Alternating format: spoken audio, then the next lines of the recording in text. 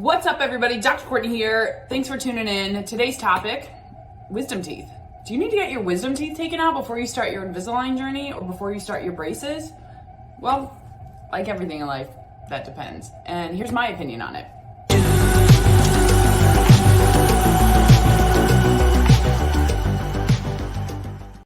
Wisdom teeth are the teeth that develop way in the back of your jaw. Back in the day, humans' jaws used to be a lot larger than they are today. And through evolution, the jaw size has actually gotten smaller and smaller because, humans, guess what? We evolved from monkeys. Monkeys have really large jaws. They have a whole bunch of teeth. Humans did too. But over time, the jaw size has gotten smaller and smaller. And so while back in the day, we used to have room for a lot of extra teeth, including an extra set of wisdom teeth.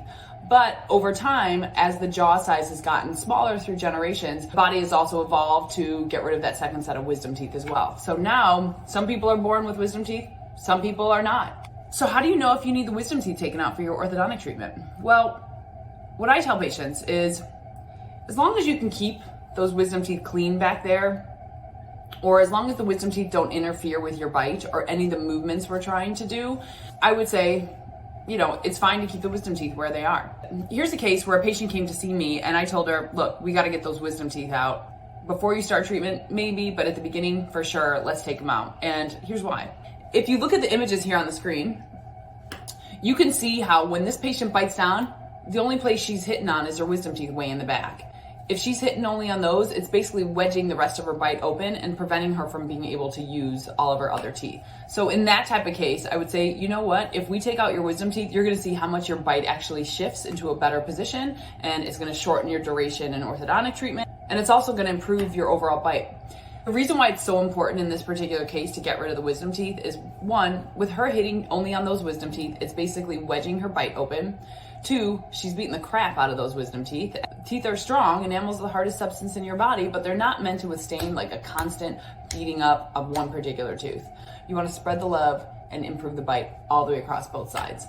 Three, when she's only pinpointing and hitting on two teeth instead of all of the teeth in the back on both sides, she's putting a lot of extra wear and tear and strain on her muscles, which can lead to inflammation of the muscles, which can lead to joint pain. The other scenario where I would recommend a patient get their wisdom teeth taken out is if the wisdom teeth are kind of semi-erupted, and that looks like a case like this. This particular case, when gum tissue covers only half of the wisdom teeth, it's way more difficult to clean the area back near the wisdom tooth. So food can get under that gum pocket, bacteria can get under that gum pocket, and if there's too much of that bacteria in there, it can actually cause a localized infection and it can swell up in the back of your mouth. I tell patients, look, take care of this now, get the wisdom teeth taken out so that you can have a self-cleansing area in the back of your mouth. If you leave it alone and just think you're gonna try and clean it, more than likely it's gonna get an infection when you're about to board a plane with first-class tickets to Hawaii. You don't want that, so just take the wisdom teeth out. Finally, the other scenario where I would recommend getting wisdom teeth taken out is when we actually need to correct the bite with braces or Invisalign.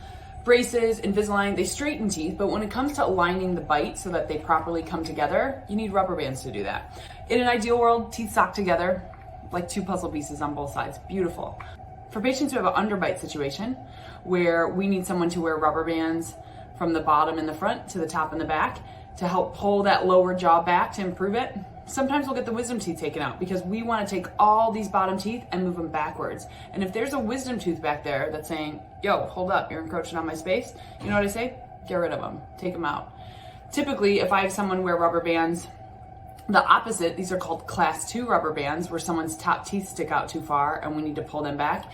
Usually wisdom teeth don't really get in the way for that type of movement. Again, it's the situations where someone has an underbite and we need to pull the bottom teeth back where I'll say, hey, maybe let's get the wisdom teeth taken out. So there is a special scenario where sometimes people can't get their wisdom teeth taken out. And part of that is because of the way the wisdom tooth developed. Everyone's jaw has a nerve that runs through it. It's called the inferior alveolar nerve. When someone's wisdom tooth grows, sometimes the roots of the wisdom teeth kind of grip around that nerve, kind of like, imagine you're on a mechanical bull at a bar holding on with dear life with your legs. That's what that wisdom tooth do. That is what that wisdom tooth is doing to that nerve. And some oral surgeons will say, look, it's not worth taking it out because if we take it out, it could disrupt the nerve and then you could lose feeling in your lips and all your other teeth. And so there's way more complications. So sometimes it's not worth it. But if that particular wisdom tooth, which we can't really pull out, is causing a little trouble with the gums and maybe causing some infection, sometimes what we'll do is we'll actually kind of cut the top part of the wisdom tooth off and let the gum tissue heal around it. And then it just kind of stays in there and it just doesn't bother anybody. Well, at least that's the plan. So again, just to recap, I don't even know what I said in this video. Just to recap. All right, you guys, thank you so much for watching. If you have any questions, comment below, subscribe to my channel. New videos come out whenever I feel like I want to do them. And like I like to tell everyone, go on and share your smile with the world.